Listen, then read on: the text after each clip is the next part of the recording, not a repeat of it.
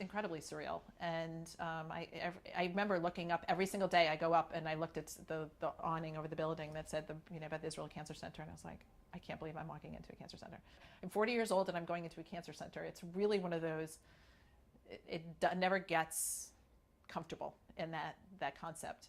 You don't expect it at 40. You think you're going to live forever, and you don't think the word cancer is going to come up for another 20 years in your life. So it sort of just shifts your whole priorities. After the biopsies and mammograms, they determined that there was another tumor that was actually invasive. So it went from being just an in situ to 2 tumors, one that was in situ and one that was stage 1, and another area of calcification. So it really radically changed my treatment, which required reconstructive surgery. And that process was actually another great process, because she partners with Dr. Mark Smith, who specializes in this microsurgery. When a breast cancer patient comes to our team, we usually try and get plastic surgery involved early if we know that breast reconstruction might be necessary. And this is most common in patients requiring a mastectomy.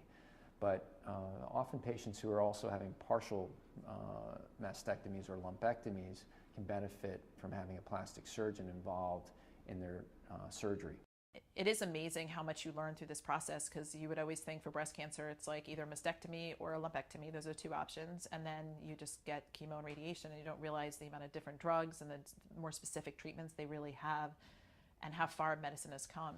Every patient has a reconstructive option available, and what we find is that younger patients typically are more focused on reconstruction than some of our older patients, though we have operated on patients in their 60s and 70s with advanced types of reconstruction, and they've been very happy, and it's improved their quality of life. We ended up doing what's called a flap reconstruction, using back tissue to fill in the breast tissue rather than doing a mastectomy, which was not an option I really wanted to do. I think one of the things at Beth Israel that's unique is that we really try to approach the patient not only with a team approach, but an individualized approach to that specific patient. I think the stress through this whole period is one of the worst things, of just the anticipation of what's coming up, and you want to just get through it. And that's one thing I loved about Beth Israel, is from the moment I got treated. I mean, I think I was diagnosed around the 15th of September, and my surgery was October 14th. So it was a crazy month, but it was great, because it just sort of, they just sort of took you, and you kind of just went along with it, and it was great. It didn't give you time to sit and wallow or think or stress or anything. You were just really on an action plan of what's the next step, and it was always moving forward. We really have a group of experts that collaborate and work together on a continuing basis, and I think that really adds to the services that we provide the patients. It really does change you. It really does make you grateful for your friends, for your family, for your health. It has been, not to say it's been a fun experience, but again, it's something that you take so much, and you meet so many amazing people along the way. It really changes you for the better.